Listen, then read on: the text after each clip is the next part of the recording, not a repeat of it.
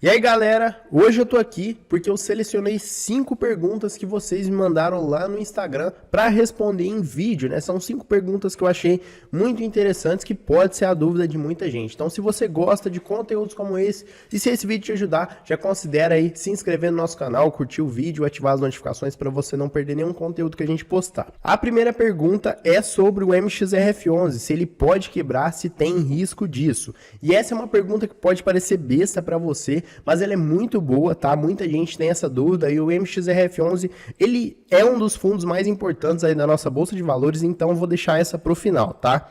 Segunda pergunta, ações ou fundos imobiliários? Essa é uma dúvida também muito comum de muita gente e eu sempre gosto de falar que são veículos diferentes e têm objetivos diferentes e têm risco também diferentes, tá? Depende do seu objetivo.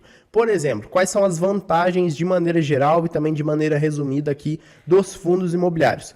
Pagamento mensal de proventos, então você tem ali uma certeza maior de receber proventos na sua carteira. Isso é bom para quem quer aí recorrência de proventos, né? Numa carteira previdenciária, por exemplo, você tem uma oscilação muito menor de patrimônio, considerando a média das ações e considerando a média dos fundos imobiliários, porque as ações elas tendem a ser mais voláteis que os fundos imobiliários. E terceira vantagem, né, dos fundos em relação às ações é que eles são muito mais fáceis de maneira geral de você compreender, de você entender o risco do que as ações. Agora, falando aí de vantagens das ações, é que elas, pessoal, elas têm um potencial muito maior de crescimento e valorização no longo prazo, tá? Então, você tem esse benefício de investir em ações e ter o seu patrimônio valorizado em muitas e muitas vezes lá na frente, o que não ocorre com os fundos. Então, na minha opinião, vale você investir nos dois, tá? Escolher os melhores de cada segmento e investir nos dois, tanto ações quanto fundos imobiliários. E a terceira pergunta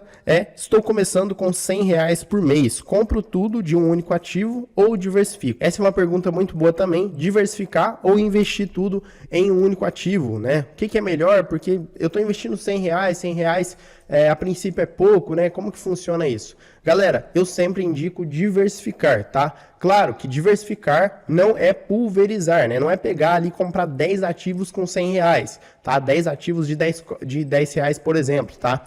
É você comprar ali 2 ativos por mês, por exemplo, até você conseguir ter uma quantidade legal de ativos na sua carteira. Por exemplo, você compra 2 esse mês, mais 2 no mês seguinte, mais 2 no mês seguinte, até você juntar ali uns 8, 10 ativos. Aí depois você avalia os ativos que você tem e continua aportando neles se você julgar interessante. Depois que você acumular um patrimônio interessante em cima desses 8, 10 ativos, aí você começa a diversificar um pouco mais, tá? Então, sempre indico diversificar o quanto antes. Próxima pergunta. Qual o mínimo e máximo que devo ter na carteira? Imagino que você está perguntando da quantidade de ativos, né?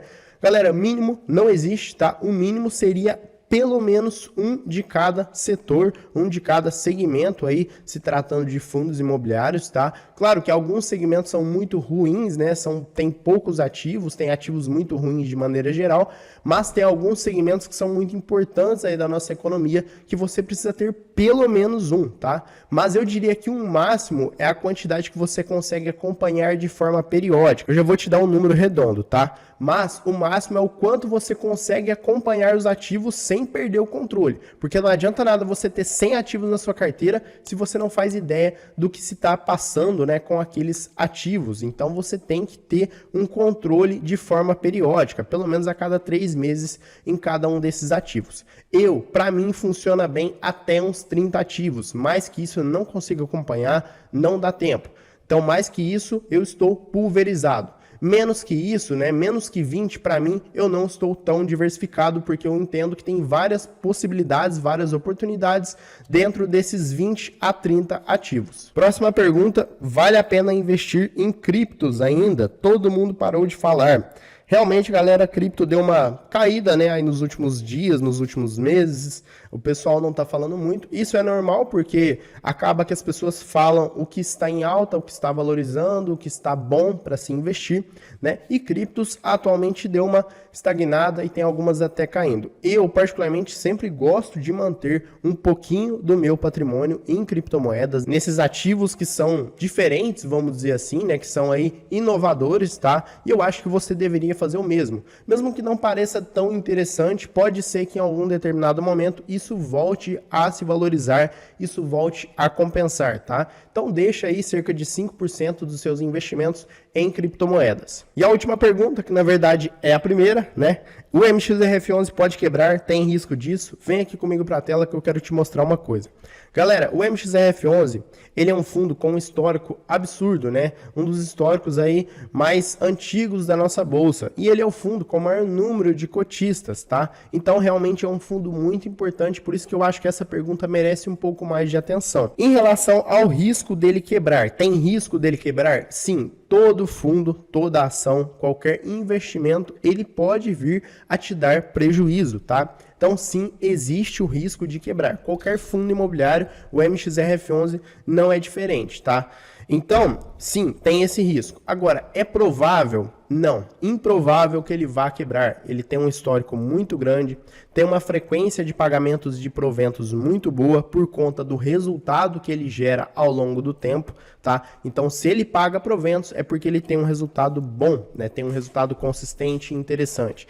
Em relação aqui, né, de forma bem rápida, tá, galera? Não vou ficar enrolando muito aqui, porque senão é um vídeo de análise. Nem em relação aí aos ativos que ele tem na carteira, tanto aí CRIs quanto fundos, né, quanto tudo de maneira geral. É muito bem estruturado, é muito bem indexado, né, pelo IPCA, pelo CDI. Ele é bem exposto, né, a vários setores aí da nossa economia, então é bem diversificado nesse sentido também. Duração e vencimento aí dos contratos dos CRIs também.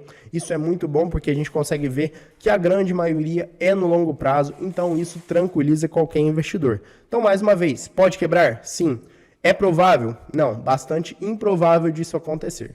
Pessoal, espero que vocês tenham gostado desse vídeo. Foi um vídeo rápido, né? Só para trazer essas dúvidas aqui para vocês. Vou ficando por aqui. Um abraço e até mais.